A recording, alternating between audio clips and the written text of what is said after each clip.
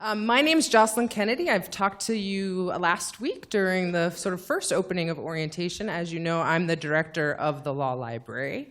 Thank you all for coming. You can get more pizza later if it's still there. I am thrilled to introduce Kasdan Sunstein, one of our great professors, who's here to talk to you today about his book, The World According to Star Wars, which was published by HarperCollins. We have some for sale outside. He'll be signing after. And I really want to also, before we get started, thank the Dean's Office for providing the pizza. Yeah, that's great. Yay, Dean's Office. And the co-op who's joined us today to enable us to sell copies of the book. Professor Sunstein is the Robert Walmsley University professor at Harvard Law School. He has many, many areas of expertise: constitutional law, admin law, environmental law. He's worked at the White House. He's the founder and director of the law school's program on behavioral economics and public policy. But most importantly, to people of my generation, he's an expert on Star Wars. So without further ado, it's my pleasure to introduce Professor Sunstein, and so he'll begin his talk. Thank you.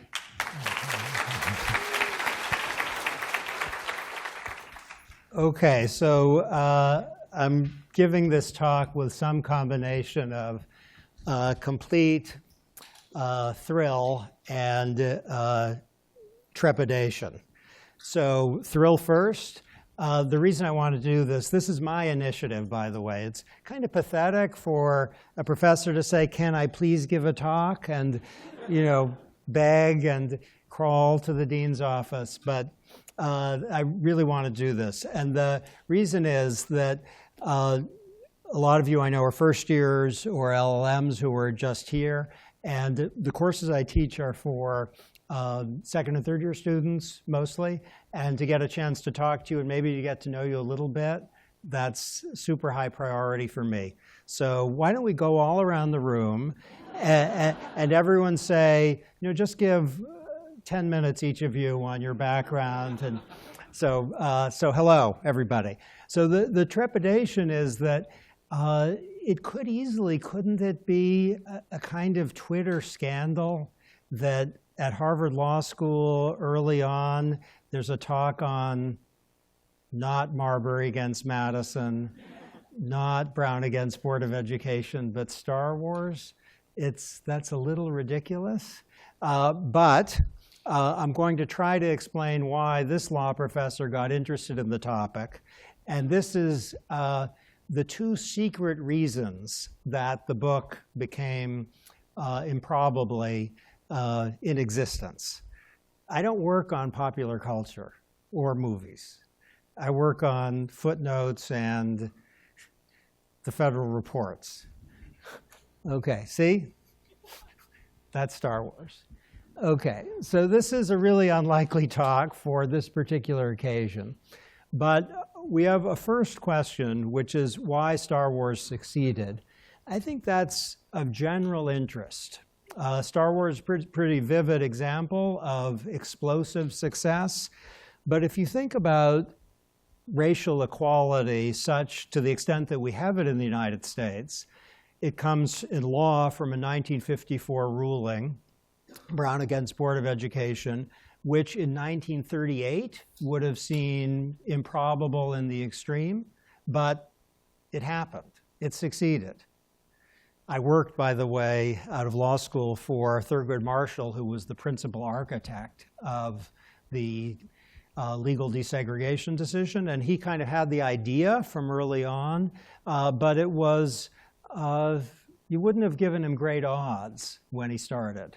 Same-sex marriage is now the law of the land in the sense that states can't refuse to allow it.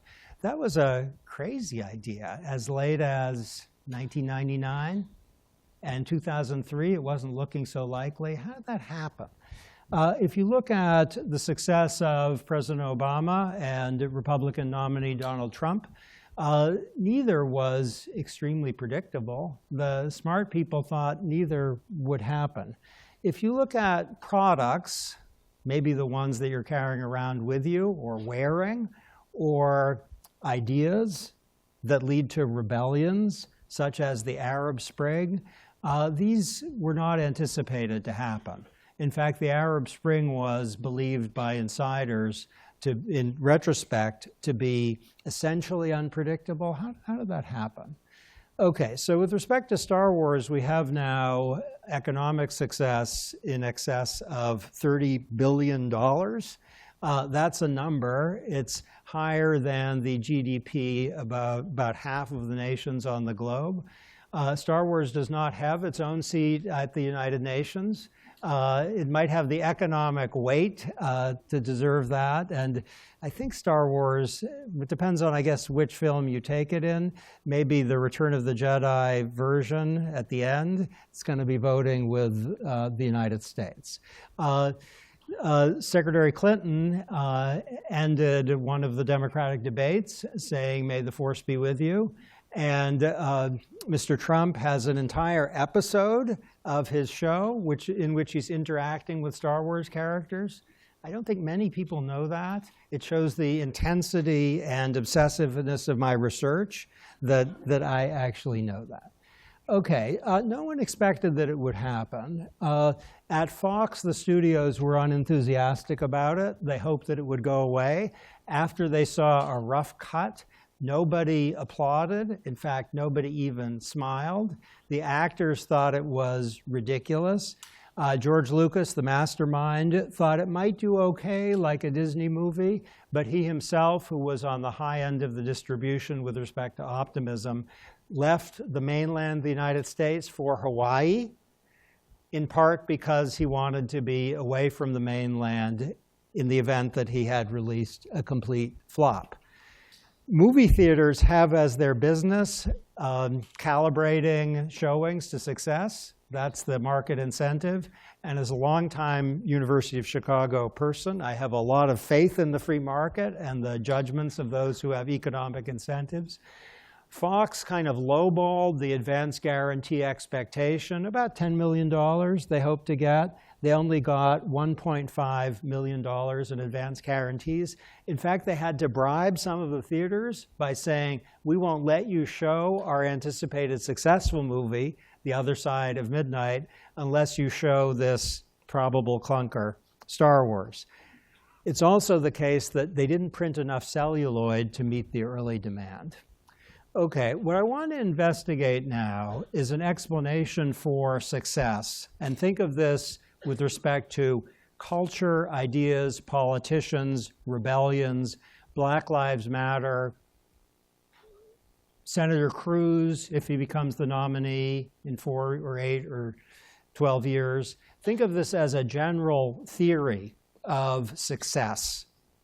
And the idea, we'll start with culture, is made very vividly by a movie that won the Oscar a couple years ago called Searching for Sugar Man. How many of you have seen that movie? Okay, about a fifth. How many of you have heard of Sisto Rodriguez? Fewer than have seen the movie. The movie's actually about Sisto Rodriguez. So some of you are lying, or the movie didn't make much of an impression.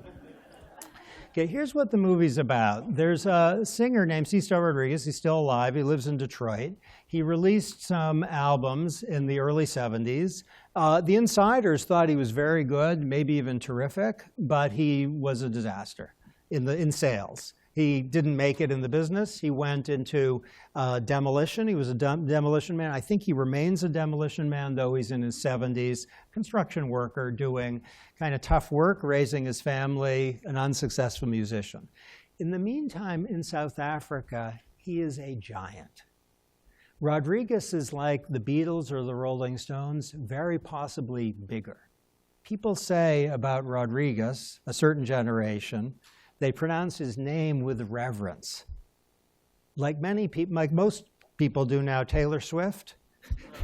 That's how they do Rodriguez. Now the question which the movie poses starkly is, why did he become a spectacular success in South Africa and basically a failure in his home country? Why is that? Now, you could think of an explanation which would be that he particularly connected with the South African culture of the 70s. There was something about what was going on there that resonated, where he didn't do that really in the United States or the United Kingdom. And think now, if you would, about an idea whose time maybe has come. And choose your favorite idea whose time you hope is about to come. It may be that that's like Rodriguez in South Africa in 1970. And if your favorite idea in law or policy or culture hasn't come, maybe it's like Rodriguez in the United States in the 70s. Okay, that theory, the time has come theory, I think is wrong, or at least characteristically wrong and wildly overrated. Here's what is a little clue about what might be a superior account. Robert Gottlieb, do you all know who he is? No one knows who he is. Okay, Robert Gottlieb is the author of some mysteries, a series of 3. The first is called The Cuckoo's Calling. As the early critics noted, these are really good mysteries. They have a kind of deftness and subtlety and also momentum that is very unusual. They're really high quality. But Robert Gottlieb's The Cuckoo's Calling was a very unsuccessful book. It was a little like Rodriguez in South Africa, in the United States, until it became clear to the world that Robert Gottlieb is actually J.K. Rowling, at which point the 3 mysteries became spectacular bestsellers because people who knew the name of the author, and it's something that resonates. William Blake, who's one of the great creative forces in the English language, if you're an English major, you've heard of William Blake, and if you weren't, I hope you have. Blake, a great, great poet, and is in all the anthologies. For a long time, was completely lost. He was a disappearing poet. No one knew who he was. At a certain point in time, a little network of Blake advocates emerged. They loved him. They advocated for his work, and the network got bigger and bigger and bigger until it became a kind of gigantic snowball that turned into part of the Norton Anthology of English Literature. Jane Austen is arguably the most beloved novelist in the English language. She, in her time, was ranked among 3 female novelists. There was a distinction between the men and the women novelists at the time. She was ranked among the 3, and she wasn't thought to be the best. She was thought, but maybe the 3rd best, maybe the 2nd best, but there was someone whose name I'm forgetting, even though I discussed it in the book, such as her anonymity, who was thought to be better, who's been lost to history. What happened? Jane Austen, at some point in history, caught something like what William Blake caught, which is a cascade effect of enthusiasm, a network that got bigger and bigger as people added their voices and amplified the noise of the crowd in which they were then participating. Now, if you're thinking a little bit about ideas like the elimination of the restriction of marriage to people of different genders, or of your own preferred idea about what law should look like in 20 years, the dynamic for its ultimate success often involves not timing, but the establishment of something like a cascade effect. And I'm suggesting that that's exactly what happened for Sisto Rodriguez in South Africa, and that's not what happened for him in the United States, and that's what explains the difference. If that seems like a kind of overambitious claim, I'm going to give you some data now and involving music, so it is comfortably close to our cultural topic. There's work now on politics, which shows a very similar phenomena with respect to referenda. Okay, here's how the experiment goes, real experiment. There's a website that has dozens of songs on it. Maybe some of you have visited it. The songs are by not very famous bands. One of the songs at the relevant time is called Trapped in an Orange Peel. That can't be good, can it? So they're not especially destined for success, these songs, but some of them are good. In the control condition, and stay with me if you would for a moment, people of all kinds can visit, and they can listen to little excerpts of the song and download the ones they like. Now, if you get many thousands of people visiting the website, as they do, you get a kind of measure of quality, at least in terms of popularity, from what's popular on the site. What do people like? And then you get a rank order of dozens of songs. That's the control condition. In the treatment conditions, here's how it works. And we have a big audience here, so we could even do it kind of with this audience. We could get you sorted by an algorithm, randomly though, into a group where it's just like the control with one exception. You can see how many people within your group have downloaded which songs. So the only difference is that you see which songs are popular within your group, where your group is the creation of a randomizing algorithm. Got it? The hypothesis that suggests that the quality of X is what determines the success of X, and that's the one I'm questioning here. That hypothesis predicts that in the long run, if trapped like an orange peel tanks in the control condition, it's not going to do very well in the treatment conditions either. In the end, there's going to be a similar rank order in the 8 worlds as they were devised. Do you think that would happen? It's not what happened. As a first approximation, I'll get qualified a little bit in a moment, but the basic story is that songs could do well in the sense of being in the top 5, or horribly in the sense of being in the bottom 5, depending on only one thing. Which songs got a lot of early downloaders? Which suggests that a song that would rank, let's say, 25 out of a group of 28 could rank 3 out of a group of 28 if people got a strong initial signal of early popularity.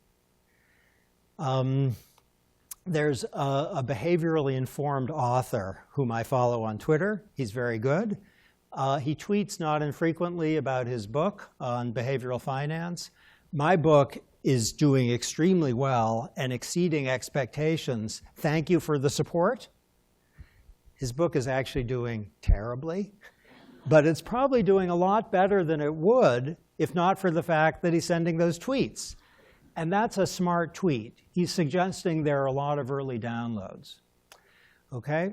So the basic tale is that for cultural products, ideas, etc., the serendipitous fact of a lot of early enthusiasm can make all the difference between spectacular success and crashing failure. And after the fact, people tend to attribute what happened to timing or to quality, but that's an ex post myth. Okay, I said there's a qualification. The qualification is only, I think, a little bit interesting to the story of the Music Lab. Here's the qualification. The very most horrible songs never made it to the top, and the most tremendous songs never completely tanked.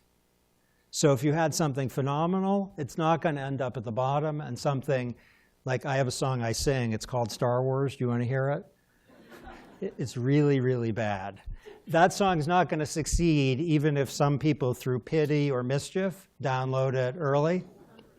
Okay, so here's the story that many things do well or badly, including the things in which you are going to be engaged, depending on social influences in 2 different forms. Sometimes there's an informational cascade where the fact that early people buy an idea puts informational pressure on lots of others, which makes the idea seem it's got to be good, or a product, or a politician. Not because of its intrinsic quality, but kind of the halo effect that looks very loud and very beautiful as it gets bigger through the procession of the cascade.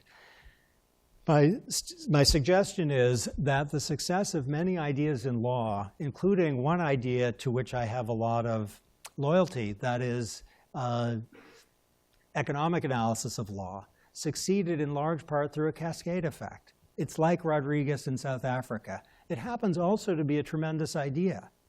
There are other ideas not to be mentioned right now that are not so good in law, that have succeeded very well, also through cascade effects. But that's no warrant of their excellence. The idea of a reputational cascade, think, if you would, of political correctness, not as about any particular set of people of any set of views, but about something that's all around us. If we say something, and choose your favorite one, it may be subsidized within our social group in the sense that we get the equivalent of a reward, or it may be punished in the sense that we get the equivalent of a tax. And with respect to liking, let's say, Harry Potter or Star Wars or an idea or a candidate, there are subsidies and taxes all around us. And there can be reputational cascades as the economic pressure through the reputational subsidy or tax gets higher. I think that happens for cultural products, including Star Wars, where liking a lot, it is fantastic, but liking it a lot is kind of subsidized socially. And liking the amazing TV show Awake. How many of you have heard of the TV show Awake from a couple of years ago? Wasn't it phenomenal? Hooray. She's a plant. But that one almost no one's heard of. It didn't get this. It's Rodriguez in the United States. Okay. Is that really Star Wars? Seriously? The counter-argument would be that it's just so sensational that it was bound to succeed. And that is a counter-argument that can't be falsified. If we think of the fall of communism and the Arab Spring, the disintegration of empires and their transformation into republics, the competing view is that there are some ideas that are actually well-suited to human beings and their lives, and they will out. The timing often depends on stuff like what we're talking about, but they will out. That's a competing view about politics, and it is a competing view about some cultural products. A counter-argument, I think, which has Star Wars written all over it in a way, stems from what's happening now in Turkey, the terrible tragedy unfolding in Turkey, in which what we see is the rise of informational reputational pressure toward a more authoritarian regime, and that's very much at least part of the picture of what happened in Nazi Germany. Okay, now let's talk about legal reasoning, shall we? This is the other kind of beating heart of my unlikely project on Star Wars. Okay, let's have two pictures of legal reasoning. The first is, maybe we can call it the speed limit picture, which says that the creativity of interpreters is, or should be, sharply limited because law is a body of rules. If you have a speed limit of 65 miles per hour, it's not so interesting to ask whether someone who's going 70 miles per hour has violated it. The law is, to a large extent, rule following.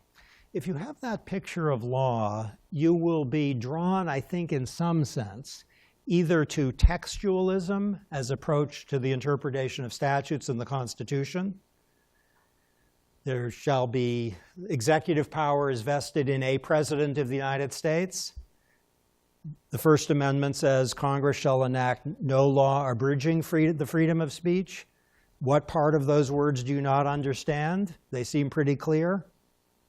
That's the 65-mile-an-hour speed limit analogy to two parts of the Constitution.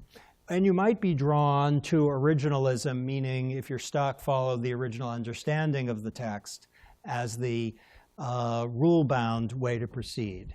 On that view, it doesn't really matter who the judges are. If it's Judge Garland gets on the court or someone favored by Mr. Trump, it doesn't matter a whole lot because it's a matter of following rules.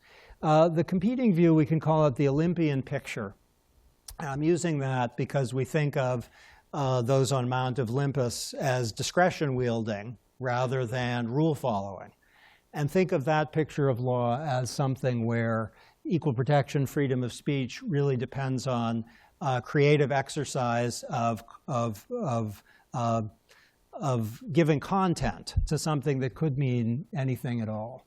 Okay, here are a bunch of legal puzzles, and I apologize for the sheer number. I hope the general feel will be intuitive.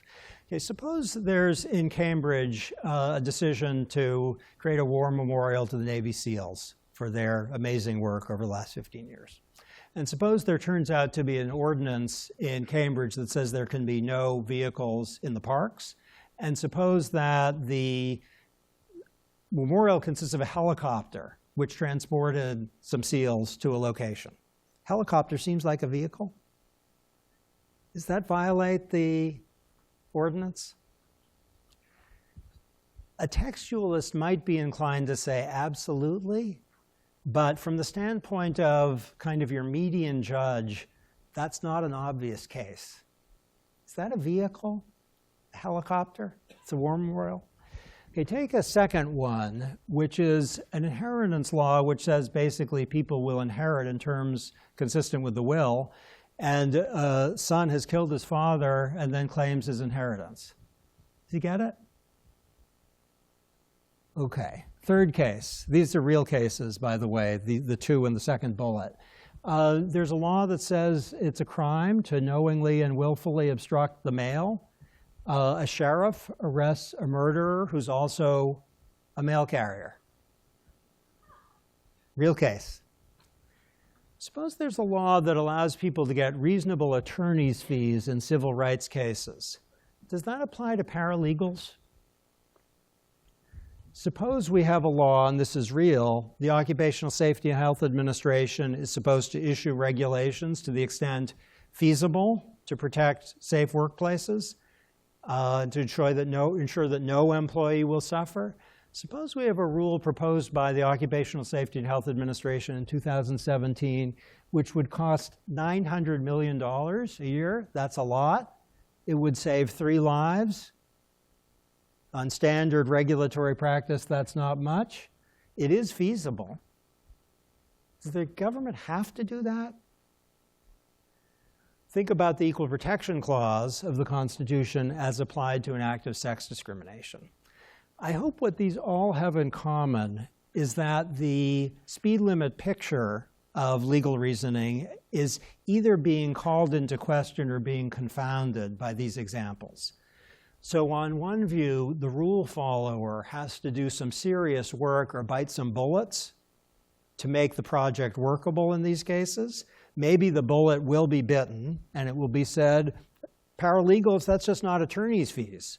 Or the murdering hare gets to, hare, H-E-I-R, not what I don't have enough of.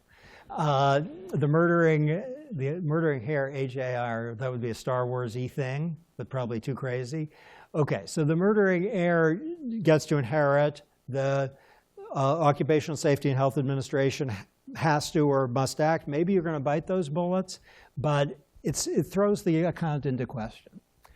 Okay, here's some facts, and I'm giving constitutional examples because they're pretty intuitive.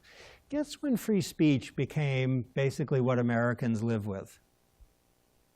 Free speech became a constitutional principle in 1791. It became 1789, 1791, and that period was when it was given life. Only in the 1960s did it become anything like what we now live with.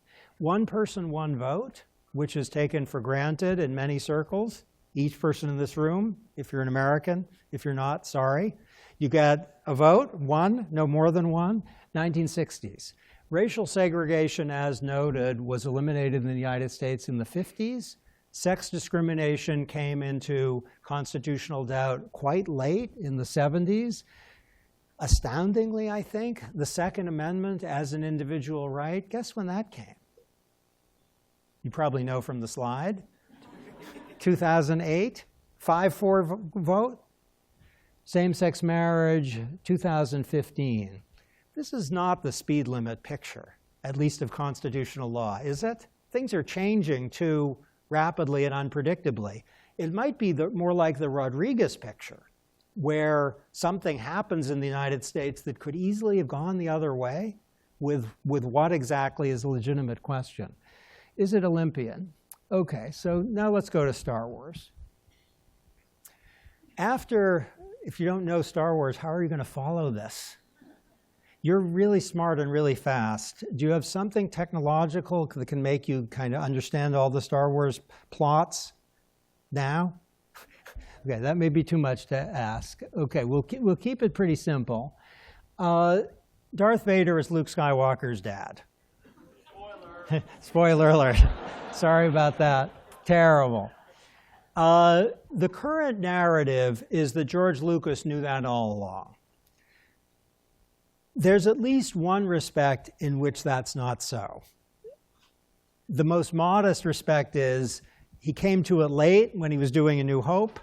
The more aggressive approach is he only figured it out after A New Hope. I think it doesn't matter a whole lot which approach is right.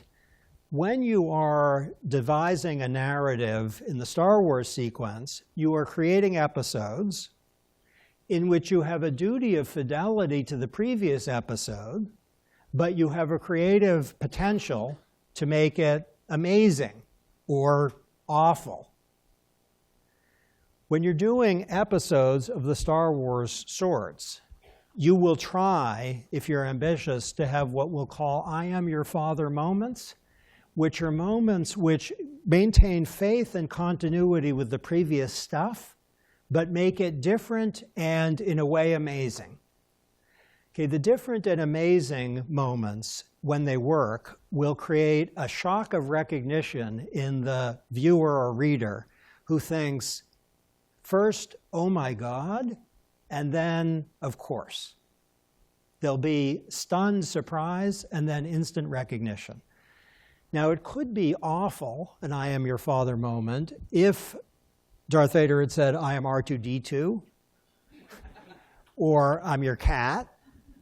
It would have been idiotic. Luke and Leia as siblings is maybe kind of an amazing I am your father moment, though Mark Hamill, who had not a real life but an on-screen romance with Carrie Fisher, said this is lame. Okay, that is inconsistent with the early scripts. So the idea here is with Star Wars, there's episode creation of a sort which often calls for new departures, which have a creative feature, but which have a duty of fidelity. Okay, so episodes and sagas have two features. One is faithfulness to the thing. The other is an obligation of making it the best it can be.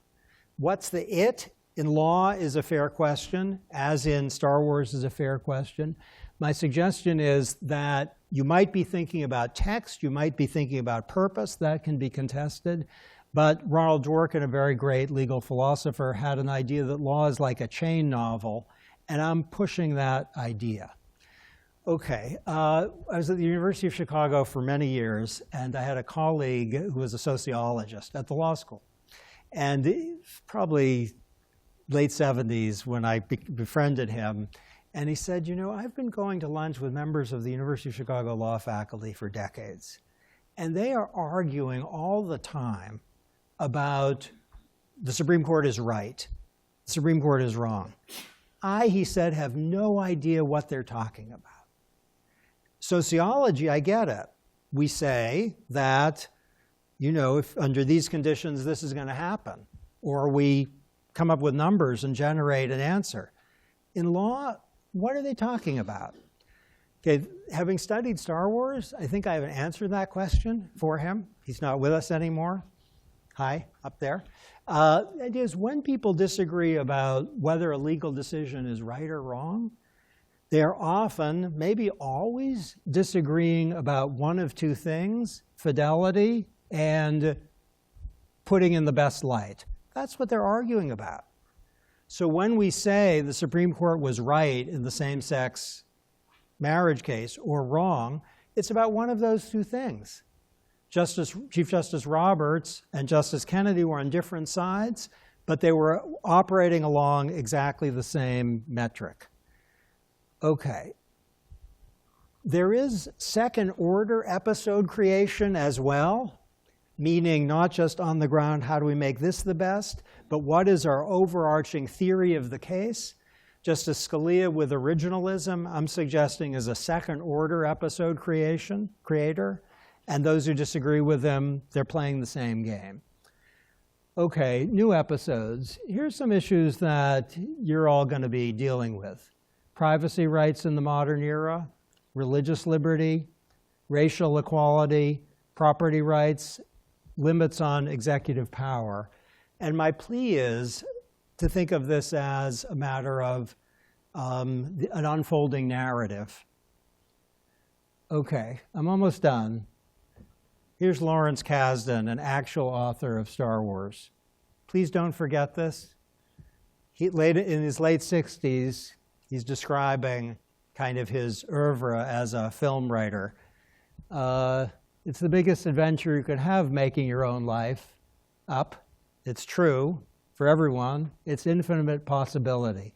It's like, I don't know what I'm going to do in the next 5 minutes, but I feel I can get through it. It's an assertion of a life force. Is that legal interpretation? Not quite, but a little bit. Okay, so the Sith Lord, the Emperor, says everything is happening as I have foreseen. A comment about politics and law and destiny. Yoda thinks differently. Always in motion is the future. Do you know who's right? That guy. Thanks.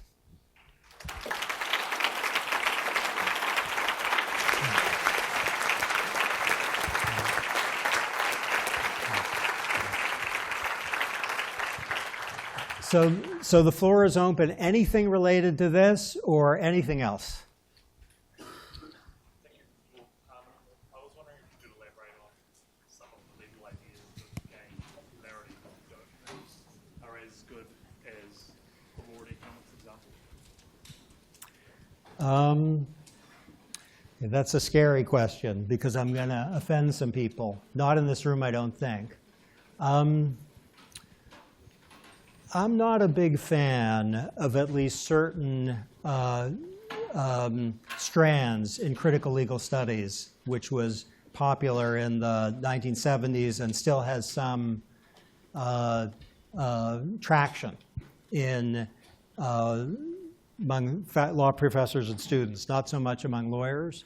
But I think it had a kind of cachet for a while and still does. It had some good ideas.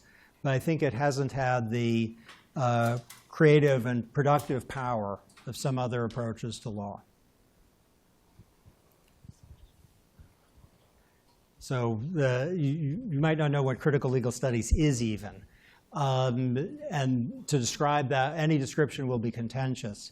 Take it as an effort to some extent Marxist-inspired and to some extent Derrida-inspired about indeterminacy and malleability in law. I guess I'll just say the indeterminacy idea seems to me quite wrong. Speed limits can't be turned into anything at all, and the authors of episode 8 can't fairly say, actually, Luke was not a Jedi. The only Jedi in the whole thing was Boba Fett. You can't do that. I mean, you actually can't do that. Not in the sense that you go to jail, but it's just too crazy to be doable. And law's bizarrely similar. The Supreme Court can't say, it doesn't have the flexibility to say that the president has no ability to control the Environmental Protection Agency. It can't say that the Congress is not allowed to advise and consent to the cabinet. You can't do that. And those are, pretty easy ones, but the universe of easy cases is really high. The law number, you have to do some fancy stuff to generate indeterminacy. And it's too, I'll give you an idea I really like. It's not well known, but maybe you'll remember it. There's an old academic article about Brown against Board of Education, the segregation case. It's called The Lawfulness of the Segregation Decisions. And what it says is the segregation decisions were lawful because what segregation was all about is clear to all. It was an effort to subordinate a significant number of Americans. That's what it was about. Separate but equal is not anything but that. It's a subordination effort. And the author says that other arguments that are against that, trying to describe separate but equal as equal, they're kind of one step ahead of the sheriff arguments, where you're kind of desperately running away from the sheriff, and your mind is, fast, and your mind is fast, and you can generate those arguments. but you're running, and you know you're running. So to generate indeterminacy in legal materials in a wide swath of cases, you're running away from the sheriff. Right? The sheriff says 65 miles an hour means 65 miles an hour, means Congress gets to advise and consent to a certain number of people. So to find indeterminacy in so many places is a mistake. Now, the speed limit picture of law is also very frequently a mistake, and the episode creation picture is a better one. But the episode creation picture says it's not an Olympian matter of making things up, nor is it a matter of just following things down. It has a different character.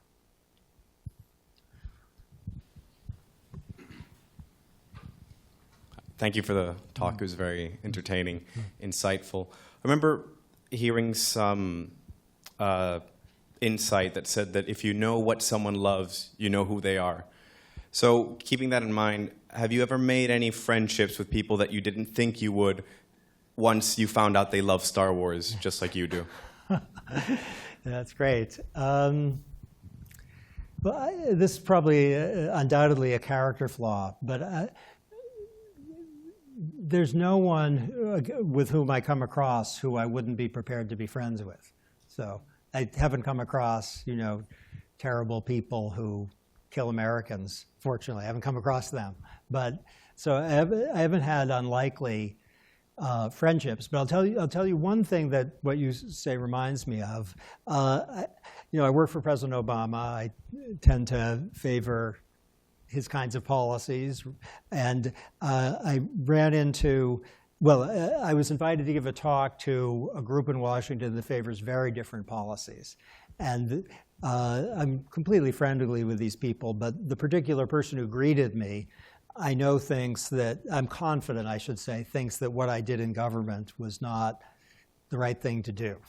Not a fan of that. So he greeted me. He's the head of a big think tank in Washington. And I asked him, slight awkwardness, are you a Star Wars fan? And that completely broke the ice, so to your point. And he said, oh, yeah. And he had one of these men's faces where you can't tell if he's 42 or 72. Very odd. I had no idea what his age was. He said, I'll tell you a story. My son, 4 years old, had a very serious operation, really serious. Was in the hospital for 2 weeks. Everything was fine. I took my 4-year-old on the day out. Instead of going home, I took him him and me to see Star Wars. And you could see he was tearing up. And I said, is your son okay? And I said, he's completely fine. And I said, does he remember that? And he said, oh, as if it was yesterday. And he said, would you sign a copy of your book for my son? And I'm almost crying myself then. And I said, yeah. And I said, how old is he now? And he said, 40. And that guy, I'd give him, he wants this suit. This is one of my favorite suits. He's got this suit. I love that guy. So that's an example. Yeah.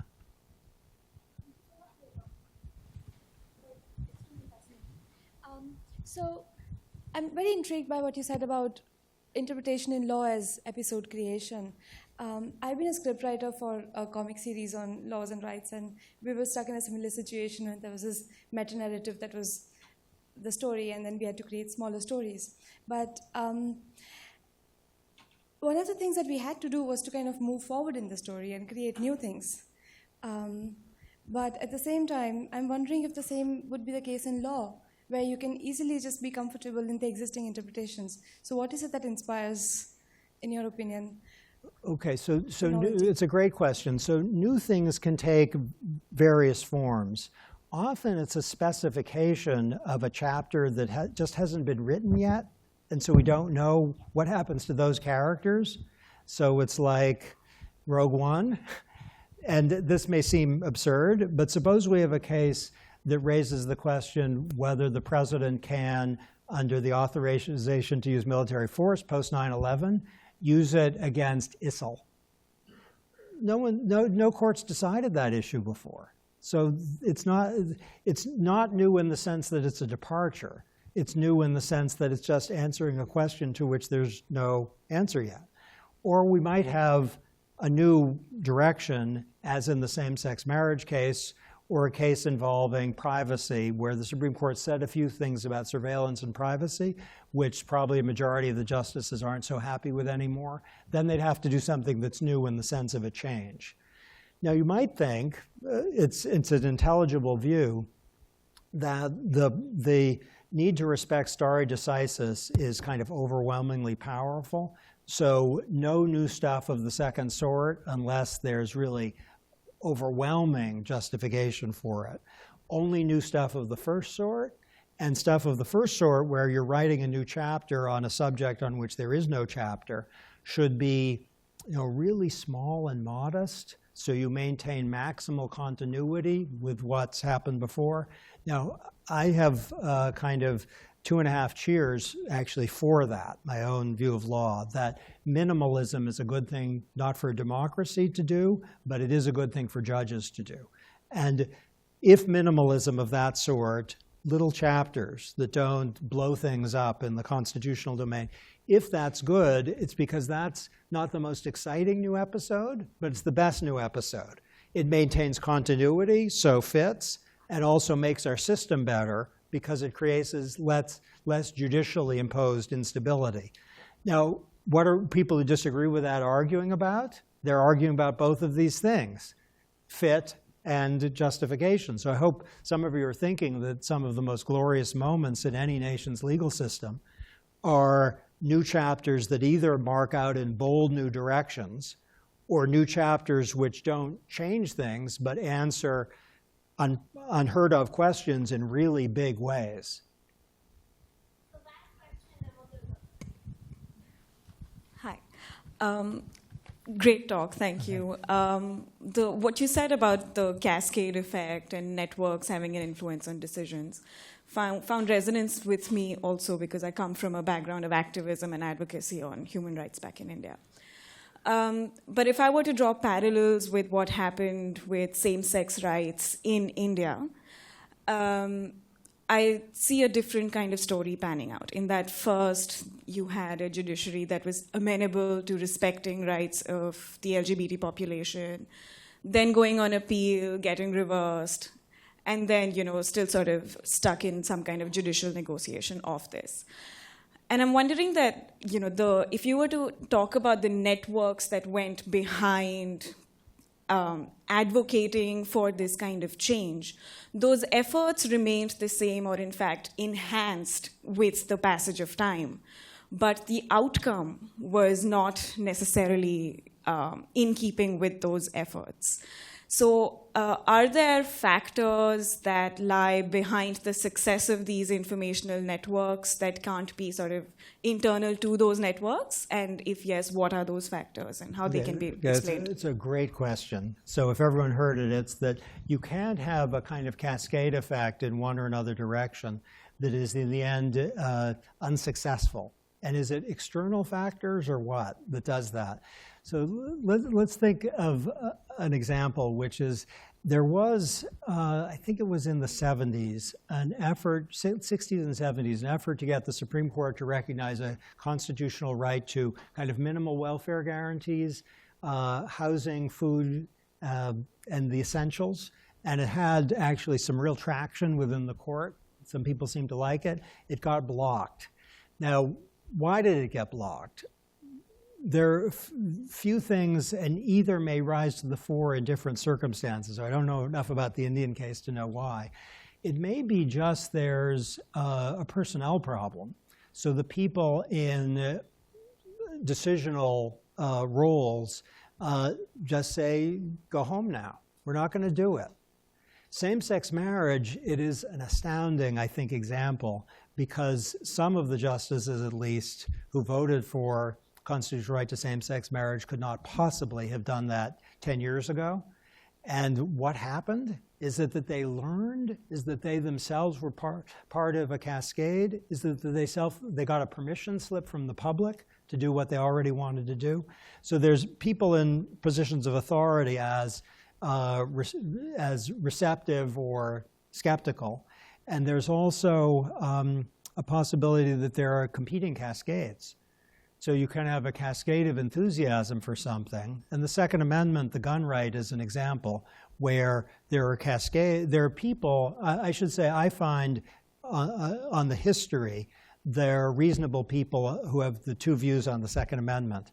But what is more interesting, I think, than that private judgment is that there are reasonable people who think that the people who disagree are unreasonable on both sides.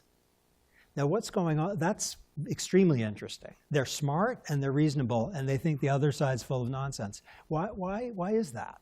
It must be that they're in a kind, I think, that they're in an echo chamber in which they either only hear louder sounds of their own voices, or they are, if they go out of the echo chamber, they are unreceptive and willing to dismiss stuff.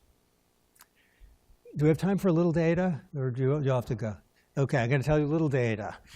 This is not public yet. Can you, since we all know each other, can you promise not to tweet it? It's going to be public tomorrow. It's embargoed. Weird for a law professor to have an embargoed paper. It's going to be in the New York Times column I have with my co-author. But we have some data on climate change, which please don't tweet. Please don't call up the Washington Post and scoop the story. It's not that interesting. But the data suggests roughly that with respect to climate change, there are skeptics about climate change. Not that they think it doesn't exist. They just think it's not going to be that bad. Who, when they hear it's really going to be small, they are swayed to think, oh, it's going to be even less bad than I thought. But when they hear data suggesting it's going to be really bad, they think, nah, I don't believe that at all. That doesn't move me at all. So low climate change believers are very enthusiastically learning from not much is going to happen, what they won't learn from the opposite. I think more interesting is the strong climate change believers. If they hear we're all going to die, basically, they say, yeah, that's true, we're all going to die, even though they didn't think that originally. If they hear it's going to be much better than they thought, they don't believe that very much. They are very receptive to the catastrophic scenarios and much less responsive to the it's not going to be so bad scenarios. And what's interesting is the low believers, who aren't the deniers, they just think it's not going to be that bad, if they get information one or the other way, they're going to go down. And the big believers, if they get information both ways, they're going to go up. And that can happen in the process of competing cascades, and it can create a blockage. With climate change on Congress, it does create a blockage, not just hypothetical. Thanks.